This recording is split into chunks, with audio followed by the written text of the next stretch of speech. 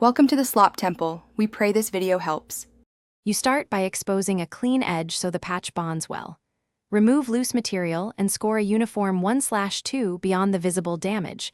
This creates a mechanical grip. Once done, vacuum dust and wipe with a damp cloth so the surface is slightly tacky, not wet. Mix a small batch of setting compound to a peanut butter consistency. You want workable time but firm cure. Make sure to have your corner trowel and a 6 spatula ready before you apply. You fill the void with setting compound, pressing firmly so there are no air pockets and the edge is supported. Then run a corner trowel or straight edge along the corner to re-establish the original profile. Hold steady and keep the tool slightly tilted. Once that layer skins, apply 1 or 2 thin finishing coats, each wider than the last to feather into the wall. Make sure to sand lightly between coats to knock down ridges, then wipe the dust off before the next application.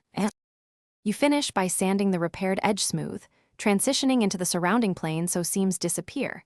Use 120 then 220 grit for a polished result. Once dust-free, prime the patched area to seal and stabilize the compound, then paint to match the wall's sheen and color. If you see hairline cracks later, act quickly. Remove loose material, embed fiberglass tape along the seam, and reapply compound in thin coats. That simple tape fix prevents movement and stops cracks from returning.